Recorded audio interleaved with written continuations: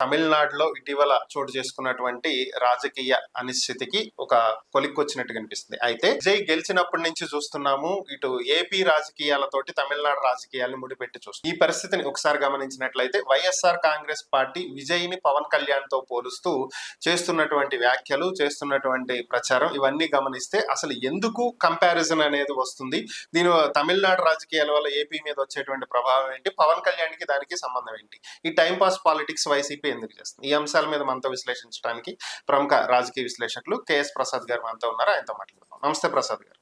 నమస్తే అండి సార్, తమిళనాడు రాజకీయాలు మనం గమనిస్తూ ఉన్నాము. సో ఇప్పుడు పరిస్థితి, విజయ్ సీఎం గా ప్రమాణ స్వీకారం అయిపోయింది, బాధ్యతలు చేపట్టారు. అయితే విజయ్ ని పవన్ కళ్యాణ్ తో కంపేర్ చేస్తూ విజయ్ గెలిచినప్పటి నుంచి కూడా ఒక వర్షన్, ఒక సెక్షన్ ఆఫ్ మీడియా జరుగుతూ ఉన్నటువంటి ప్రచారాలు చూస్తున్నాం.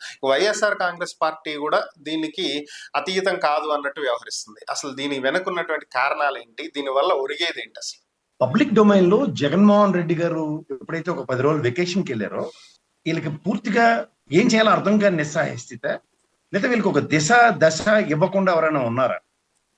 ఎందుకంటే తుంటి కొడితే పలురాలని ఎక్కడో తమిళనాడులో ఒక ప్రాంతీయ పార్టీ, టీవీకే పార్టీ అంటే దాన్ని జగన్మోహన్ రెడ్డి గారికి ఎట్లా ఆపాదిస్తున్నారో, అట్లాగే పవన్ కళ్యాణ్ గారికి ఎట్లా ఆపాదించుకుని వీళ్ళు కాలక్షేపం చేస్తున్నారో నాకైతే అర్థం కావట్లేదు. ఇక్కడ పవన్ కళ్యాణ్ అనే వ్యక్తికి ఎందుకు వీళ్ళు ఎలివేషన్లు ఇస్తున్నారు? అసలు లాస్ట్ ఎలక్షన్ లో అనవసరంగా పవన్ కళ్యాణ్ గారిని they totally rubbed them on the other side. దాని వల్ల వచ్చిన పర్యవసానం ఏంటంటే ఎంటైర్ సర్టెన్ ఓటు బ్యాంక్, వైఎస్ఆర్సీపీకి అనుగుణంగా ఉన్న ఓటు బ్యాంకు కూడా సామాజిక వర్గ పరంగా అటుపక్క కన్సాలిడేట్ అవ్వడానికి చాలా ఉపయోగపడింది. సో ఇది ఒకటి నేను చెప్పగలను, ఈ తెలుగుదేశం నుంచి ఎవరైతే వచ్చారో వైఎస్ఆర్సీపీకి మేజర్ డ్యామేజ్ వాళ్ళతోనే జరిగింది. మీరు చూసుకొని కావాలంటే ఎవ్వరూ అతీతంగా, నేను చాలాసార్లు చెప్పాను, మళ్ళీ చెప్తున్నాను. ఒక కొడాలి నాని, అండ్ తర్వాత వల్లభనేని వంశీ, రోజా, ఆయన ఎవరు మన ఉమారెడ్డి వెంకటేశ్వర్లు, ఎగ్జాంపుల్స్ చెప్తారు. నేను ప్రాక్టికల్ ఎగ్జాంపుల్స్ చెప్తున్నాను. ఇప్పుడు జగన్మోహన్ రెడ్డి గారికి నచ్చుతుంది రోజాను ఇలా మాట్లాడిన స్టేజ్ మీద మాట్లాడింది ఫస్ట్ ఉమారెడ్డి వెంకటేశ్వర్లు, ఆయన పెద్ద ఆయన. వాళ్ళు ఎగనెస్ట్ చంద్రబాబు నాయుడు గారి తెలుగుదేశం మీద ఉన్న ఆక్రోశాన్ని వైఎస్ఆర్సీపీ జగన్మోహన్ రెడ్డి అనే భుజాన్ని ఉపయోగించి వాళ్ళు గన్స్ పేలుస్తున్నారు at the cost of YSRCP. మీరు గమనించారు సందీప్? అది మీరు గమనించారా? కొన్ని మూమెంట్స్ మనం నిజంగా అండర్ కరెంట్ చేయాలన్నా, మూడో వాడికి తెలియకుండా చేయాలన్నా ఒక ప్రీ ప్లాన్డ్ గా కొన్ని చేయాలి. కానీ మీరు జాగ్రత్తగా గమనిస్తే ఒక రాజకీయం అంతా ఇటుపక్క ఈ 4-5 చుట్టూ తిప్పుకుంటూ ఆ ట్రాప్ లో వైఎస్ఆర్సీపీని బ్రహ్మాండంగా వేయగలిగారు. సడన్ గా అవుట్ ఆఫ్ ద బాక్స్ రోజా గారు వస్తారు. అవి రావడం పవన్ కళ్యాణ్ అటాక్ అవ్యాసం లాగా. దీనికి ఇది నాకు అంటలేదు. ఇప్పుడు నువ్వు పవన్ కళ్యాణ్ గారిని క్రిటిసైజ్ చేయాలి, సూపర్ ఎన్ని ఉన్నాయి వ్యవస్థాగతంగా. మొన్న పంచాయతీరాజ్ శాఖ నిధులు వెనక్కి వెళ్ళిపోయి, నేను కాదు చంద్రబాబు నాయుడు గారే కలెక్టర్స్ కాన్క్లేవ్ లో మాట్లాడారు, 5,450 కోట్ల దగ్గర వెనక్కి వెళ్ళిపోయి మనం ఏం చేయాలో ప్లానింగ్ లేదు, ఫస్ట్ ఇయర్ యూటిలైజ్ చేసుకోలే, సెకండ్ ఇయర్ అదే పరిస్థితి వస్తుందని మాట్లాడుతున్నప్పుడు ఇది సబ్జెక్టు పరంగా ఎంత అటాకింగ్ మోడ్ లో చేయొచ్చండి. ఎవరు దాకేందుకు సార్? మొన్న డైరీ విషయంలో లేదా రాజమండ్రి పరిసర ప్రాంతంలో ఎన్ని మరణాలు, రాజమండ్రి వైఎస్ఆర్సీపీ శ్రేణులన్నీ ఎక్కడ ఉన్నాయి, ఏం చేస్తున్నాయి? వైఎస్ఆర్సీపీ స్టేట్ వైడ్ గా హెరిటేజ్ మీద ఇలాంటి వాటి మీద అటాకింగ్లు పడుతూ ఏంటండి ఇది, ఇలాంటివి ఏంటి, ఇవా ఈ పాల వ్యవస్థ మీద తిరుమల లడ్డూతోనో తిరుపతి లడ్డూతోనో ముడిపెట్టి ఎన్ని ఇష్యూస్ చేసుకోవచ్చు వాళ్ళు. To accumulate lot of pressure and YSRCP ఏవీ లేకుండా సింపుల్ మార్గం కనిపెట్టుకున్నారు, పవన్ కళ్యాణ్ ఆడిపోసుకుంటే పోద్దని. ఆయనే కునుకు రోగంతో ఇంట్లో కూర్చుని ఉన్నాడు, ఏ మాట మంచి లేకుండా. ఆయన వచ్చి సమాధానం చెప్పడు. ఆ వైఎస్ఆర్సీపీ వాళ్ళు ఊరికే చెలరకపోయి వాళ్ళు ఏదో చెప్తూ ఉంటారు అన్నదానికి వీళ్ళు టిట్ ఫర్ టాట్ ఆ రోజాను అవహేళన చేసుకుంటూ మాట్లాడమే. ఇప్పుడు నేను అంటుంది ఓకే, ఒక constructive way of doing thing. ఇప్పుడు విజయ్ గారి గెలుపు ఒక మాజీ చీఫ్ మినిస్టర్ టైప్ లో కంగ్రాచులేషన్స్ చెప్తే సరే. అసలు స్టాలిన్ గారికి జగన్మోహన్ రెడ్డి గారికి ఉన్న సత్సంబంధాలు ఎంతమందికి తెలుసు? ఒక పెళ్లిలో ఆయన అందరినీ రిసీవ్ చేసుకున్నాడు, స్టాలిన్ రిసీవ్ చేసుకున్నాడు, ఆయన విజయ్ని రిసీవ్ చేసుకున్నాడు, ఇంకా పెద్ద ప్రముఖులు తమిళనాడులో వచ్చిన వాళ్ళందరినీ కూడా రిసీవ్ చేసుకున్నారు. గెలుపుకి ఎలా నాకు అర్థం కాదు. ఇప్పుడు విజయ్ గెలుపుతో ముడిపెట్టి మాట్లాడతారు. ఓకే, విజయ్ గెలుపు ఎట్లా చూడాలి? ఆయన ఎవరితో పొత్తు పెట్టుకోకుండా స్వయం ప్రతిపత్తి మీద నిలబడ్డాడు. ఆయనకు కూడా చచ్చినట్టు ఇప్పుడు పొత్తు తీసుకునే పరిస్థితే కదా. 108 గెలిచాడు, మిగిలిన 11-12 ఎవరి మీద బ్యాంక్ అవ్వాల్సిందే కదా. ఈ బాధ నాకు, ఈ తలకాయ నొప్పులు వద్దు అనుకున్నాడు ఎవడు? పవన్ కళ్యాణ్. నాకు ముందు నుంచే చేత కాదు, నాకు చేత కావట్లేదు ఈ రాజకీయం అని చెప్పి తెలుగుదేశం సన్నిధానంలో శాతగిరి 23 గెలిచి 100% స్ట్రైక్ రేట్ లో 13 స్థానాలేమో తెలుగుదేశం వల్లే వాళ్ళు నిలబడి వాళ్ళే గెలుచుకుని జగన్మోహన్ వైఎస్ఆర్సీపీ కాకుండా జనసేన పేరెట్టుకుని కాలక్షేపం చేస్తున్న వాళ్ళకి మళ్ళీ రోజు నిద్ర లేపి ర్యాగింగ్ అంటాం చూడండి మన కాలేజీలో ఒక అమాయకుడిని ఎర్ర ముక్కు చీమిడి నన్ను అయితే పిల్లికల్లు ఇలా గేడిపించేవారు. అట్లా అదే కాలక్షేపం ఎన్నాళ్ళు చేసుకుంటారు.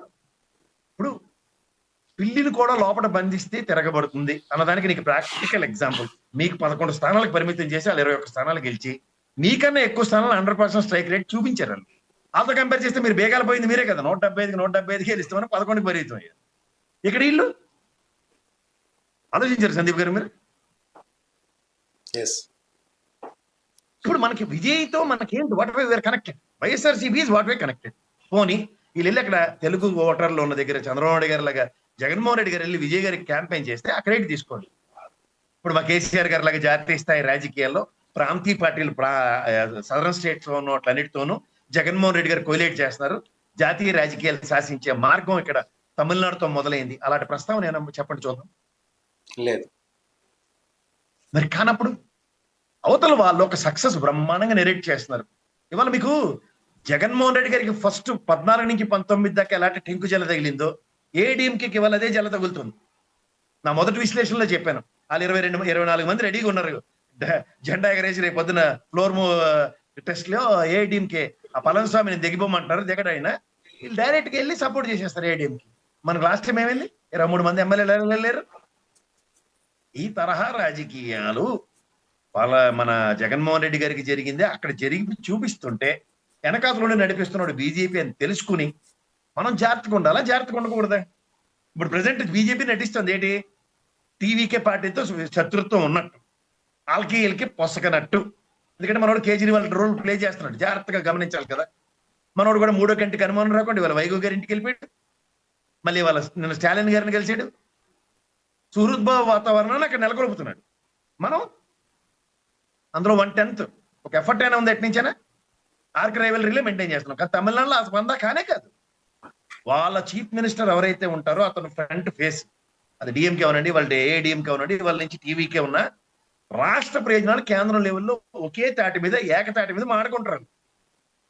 అలాంటి మన దౌర్భాగ్యం ఇక్కడ అలా లేదు కదా. లేదు. ఇప్పుడు ఈ YSRCP why they are so concerned about TVK party and ఇవాళ మళ్ళీ సడన్ గా అచేతన స్థితిలో ఉన్న పవన్ కళ్యాణ్ మళ్ళీ నిద్రలేపి ఏం సాధిస్తారు? నాకు చేత కాదు బాబు, నేను చంద్రబాబు నాయుడు ఎట్టి పరిస్థితుల్లో వదలను, ఇంకో 15 ఏళ్ళు నేను ఊడికొని చేస్తానని దండం పెట్టాడు ఆయన పట్టుకొచ్చి మళ్ళీ నీకు చేత కావట్లేదు, నీకు చేత కావట్లేదు, నీకు చేత కావట్లేదు అని రోజు తాళాలు వేస్తే ఇటు చేయాలి సార్. అంటే ఒకవేళ పవన్ కళ్యాణ్ కూటమి నుంచి బయటకు వస్తే ఓట్లు చీలి వైసీపీ గెలిచే అవకాశం ఉందని ఏమో ఒక ప్లానింగ్ అయ్యి ఉండొచ్చు కదా సార్. ప్లీజ్ సార్ ప్లీజ్, అది వరస్ట్ గా ఉంటదంటే ఆలోచించడం. ఇప్పుడు జగన్మోహన్ రెడ్డి గారి గురించి ఎవరికైనా తెలిస్తే మాడచ్చు సార్. ఆయన ఏమన్నాడు మొదట, ఇక్కడ కొట్టారు, మా టైం వస్తుంది నేను తీసుకుని ఎలా కొట్టాలో నాకు తెలుసు. ఇప్పుడు ఆయనకి మళ్ళీ ఇక్కడే కొట్టారు కదా, ముగ్గురు గెలిచి కొట్టినప్పుడు మీరు విడిపోండి మళ్ళీ నేను లప్పల్లా గెలిచేస్తాను అని అనుకుంటే నేనైతే ప్లీజ్ నాకు ఆయన మీద ఒపీనియన్ 10 మెట్లు దిగిపోతాను నేను.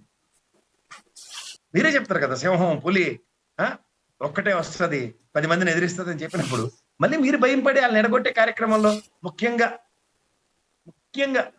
ఆ సామాజిక వర్గంలో ఎక్కువగా కంకణం కట్టుకుని ఎందుకు పని చేస్తున్నారు? Why that agenda is got fixed? అంటే భావ ప్రకటన స్వేచ్ఛ వైఎస్ఆర్సీపీలో విపరీతంగా ఉందా? అంటే కన్సాలిడేట్ గా రాష్ట్ర సమస్యల మీద, ప్రజా సమస్యల మీద పోరాడే గైడెన్స్ కొరవైందేమో సార్. అబ్సల్యూట్లీ. దానికి ఏంటంటే సార్ మీకు మళ్ళీ చెప్తున్నాను, క్షేత్రస్థాయిలో నేను ఆంధ్రప్రభ ఆర్టికల్ చదవండి. క్షేత్రస్థాయిలో పార్టీ పెట్టిన కాడి నుంచి కార్యకర్తలను కానీ స్థానిక నాయకుల్ని కానీ ప్రొటెక్ట్ చేసే వాళ్ళు లేరు. వచ్చిన పారాచూట్ బ్యాచ్ గారికి కార్యకర్తలకి నాయకులకి సత్సంబంధాలు లేవు. దానివల్ల ఏమవుతుంది, వీళ్ళు గాలివాటంగా రాజకీయం చేసుకుంటూ ఎంతసేపు జగన్మోహన్ రెడ్డి గారి ప్రాపకం, తాడేపల్లి వెళ్ళిపోవడం, ఫోటోలు తీయించుకోవడం, వచ్చేయడం, వారానికి 15 రోజులకు ఒకసారి అప్డేట్ చేసి నేను కలిశాను, మన విధి విధానాలన్నీ ఇవి, మన పార్టీ మీద పూర్తి అవగాహన ఉంది సార్కి, మన నియోజకవర్గం మీద పట్టుంది ఆయనకి, మన సమస్యలు చర్చించామని చెప్పి ఈ ఊకదంపుడు ఉపన్యాసాలతో కాలక్షేపం ఒక సెట్ ఆఫ్ పీపుల్లో జరుగుతుంది. కానీ క్షేత్రస్థాయిలో నాయకుల పట్ల కార్యకర్తల పట్ల వాళ్ళ కన్సర్న్ చూపించే వాళ్ళు లేరు. ఇది మేజర్ సెట్ బ్యాక్. ఇది ఎవరు అడ్రస్ చేయాలి? తర్వాత రీజనల్ కోఆర్డినేటర్లు కానీ వీళ్ళందరినీ ఏ సామాజిక వర్గాల ప్రకారం వేశారో అసలు కనుక్కోండి ఒకసారి. ఇంకో సామాజిక వర్గాలు ఎందుకు కనబడట్లే, ఆ బ్యాలెన్స్ ఎందుకు జరగట్లేదు? సో ఇవన్నిట్లోనూ ఎక్కువ ప్రక్షణకు గురవుతుంది ఎవరంటే మళ్ళీ కార్యకర్తలు, స్థానిక నాయకులు. ఈ ప్రాబ్లమ్స్ జగన్మోహన్ రెడ్డి దగ్గర అట్రిబ్యూట్ అవ్వాలి, అడ్రస్ అవ్వాలి అంటే ట్రాన్స్పరసీ కావాలి. ట్రాన్స్పరసీ ఎవరి దగ్గర నుంచి? మిగిలిన ఈ చుట్టుపక్కల ఉన్న తొట్టిగాంకితో కాదు, direct Jaganmohan Reddy needs to interact with the people. ఆయన ఏదో ప్రజల్లోకి తీసుకొచ్చేద్దాం అనుకుంటారు. ప్రజల్లోకి కాదు, కార్యకర్తలు నాయకుల దగ్గరికి ఫస్ట్ తీసుకెళ్ళండి. అది తాడేపల్లికి పిలిపించుకుని కాదు, ఆయన పర్యటనలు ప్రతి నియోజకవర్గానికి ఒక పర్యటనలు ఫిక్స్ చేయండి. పార్లమెంట్ సెగ్మెంట్ లో ఉన్న 7 నియోజకవర్గాల్ని సమన్వయకర్తలతో వాళ్ళ లీడర్లు ఎవరైతే మనస్తాపానికి గురై ఉన్నారో వాళ్ళందరినీ ఒక తాటి మీద తీసుకొచ్చి why can't they have a lunch and dinner. Sir 7 parliament సెగ్మెంట్లు ఉంటాయి, 25 రోజులు, 25 ఇంటూ అగ్రిగేట్ 2 రోజులు అయింది సార్. 50 రోజులు కార్యాచరణ లేకపోతే ఎలా సార్? బేర్ మినిమం కదా ఇది. దిస్ ఇస్ టాప్ ప్రయారిటీ కదా. ఎందుకంటే పార్టీ పెట్టిన కాడి నుంచి ఈ రోజు దాకా ఒక కార్యకర్తను కానీ స్థానిక నాయకుని కానీ రూపాయి డబ్బులు సంపాదించుకొని జగన్మోహన్ రెడ్డి, మళ్ళీ చెప్తున్నాను, పార్టీ పెట్టిన కాడి నుంచి అధికారం ఉండి వాళ్ళ అధికారం పోయిన ఈ రోజు దాకా స్థానిక నాయకులకు కానీ స్థానిక కార్యకర్తలకు కానీ రూపాయి డబ్బులు సంపాదించుకోవడానికి వెసులుబాటు ఇవ్వని వైఎస్ఆర్సీపీ. ఈ ట్రాన్స్పరెంట్ పాలిటిక్స్ కి ఆయనకి 150కి 175కి తీసుకొచ్చి ఇవ్వలే కదా. మళ్ళీ అక్కడ పోయింది నాయకుడు కార్యకర్తే కదా. నాయకుడు కార్యకర్త కదా చచ్చిపోయింది. మరి వాళ్ళ ఆక్రమణ తీర్చేది ఎవడు? జగన్మోహన్ రెడ్డి కదా. ఇంకా మిగిలిన వాళ్ళు ఎవరితో పని అవుతుందా? అవ్వదు అని ఈ ధనుంజయ రెడ్డి కాడి నుంచి పురుగుతూనే ఉంది. మన కొత్త ఓకే. సో ఇవన్నీ మాట్లాడమంటే అందరికీ బాధగా ఉంటుంది. ఎవడు వెళ్ళి ఆయనకి చేరవేయట్లే, ఎవడు కాలక్షేపాలు వాళ్ళు చేసుకుంటున్నారు, ఎవడు కోటరీలు వాళ్ళు పెట్టుకుని ఆయన్ని ప్రసన్నం చేసుకుని కాలక్షేపం చేస్తున్నారు. ఆయన ఒక్కసారి బయటకు వస్తే ఆ కథే వేరు. అప్పుడు నిజంగా ఎవడు తట్టుకోలేరు. బాలకృష్ణ డైలాగ్ లేప్పుడు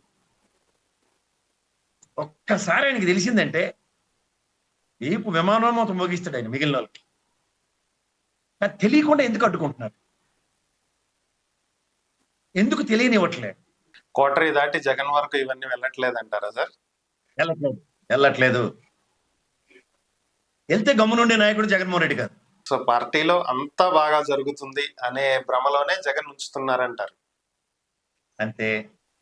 అలా ఉంచే 5 ఏళ్ళు తెల్లవారుజాము జీవిడి కృష్ణమోహన్ ఆడాడు రిషిగాడు అయిపోయాడు మొత్తం పుట్టి ముంచారు ఆయనకి. ఇప్పుడు ఉన్నవాళ్ళు ఎవరు? లాస్ట్ టైం ఎవడ వాళ్ళకి పట్టు పొలిగిందో తెలిసిన తర్వాత ఇప్పుడు ఉన్నవాడు ఎవడో ఐడెంటిఫై చేయడానికి ఎంతసేపు? సేమ్ అదే రోల్ ఎవడవుతూ ప్లే చేస్తున్నాడు, ఆయన ఐడెంటిఫై చేసుకోవడం ఎంతసేపు ఆయనకి? ఓకే.